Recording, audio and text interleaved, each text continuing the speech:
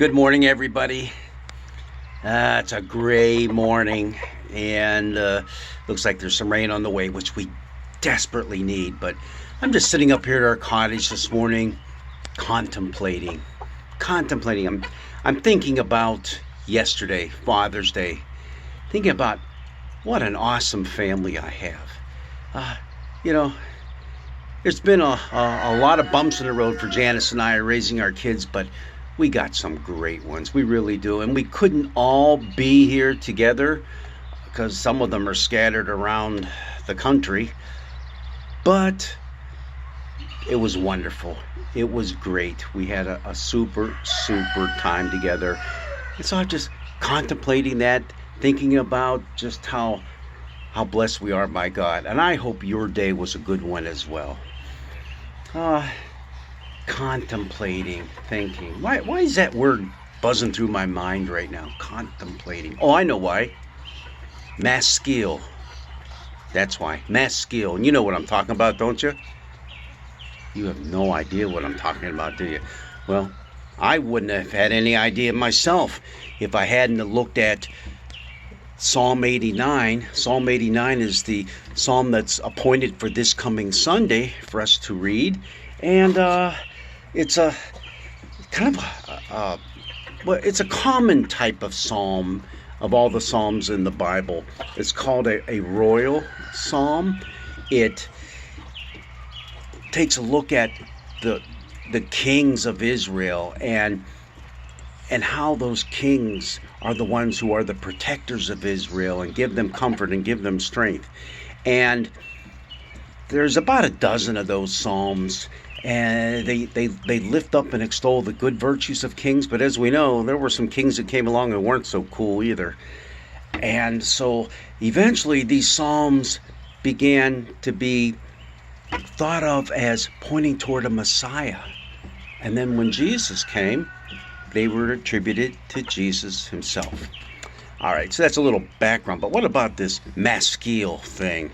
Well, there's a little subtitle that is there in the Hebrew before the psalm starts, and it says, a maskil of Ethan the Ezrahite.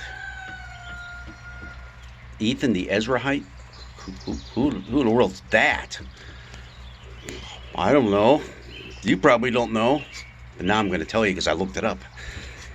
Ethan the Ezrahite was a son of several sons of this guy that's mentioned in First Kings, and I don't remember where it's at. Go look it up. It's somewhere in there. But he was being compared to Solomon. We all know about Solomon, right? Solomon, the wise one of the Old Testament. He's the one that asked God for wisdom.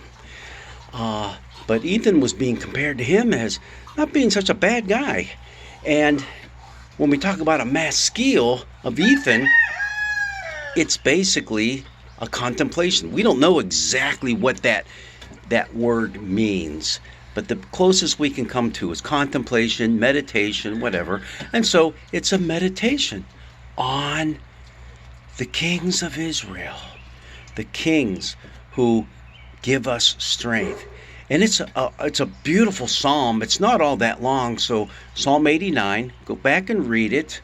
We're going to, for Sunday, our reading covers the first couple verses and then skips a few and goes through some other ones. But the whole psalm is one that lifts up the virtues of the good kings of Israel.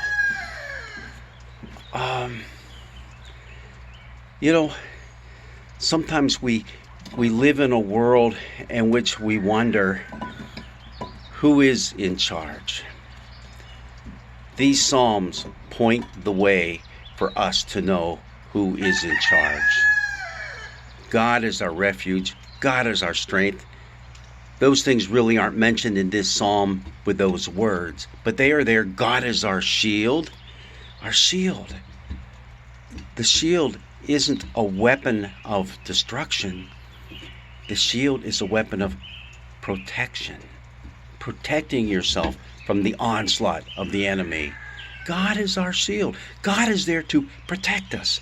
And I like that imagery because we're going to be assailed, so to speak, on so many different fronts by so many different things, things that attack us not so much physically, although they can happen, but emotionally, mentally, spiritually.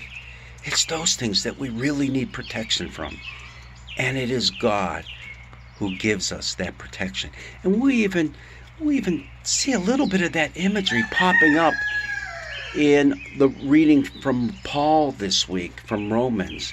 Uh, and we'll talk about that later. But for now, remember good old Ethan, whoever he was. Remember this psalm that's attributed to him, this contemplation, this meditation, as he thinks about the good kings of Israel, pointing to the covenant that God made with David, the greatest king of Israel, that David, in spite of all his flaws and his misdeeds and the times that he utterly failed not only God but his people, God never gave up on him. God was always there to give him comfort, hope, and strength.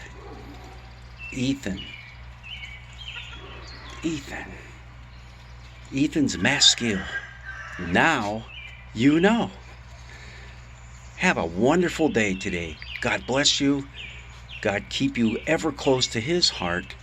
And may we always look to him as our source of comfort and strength.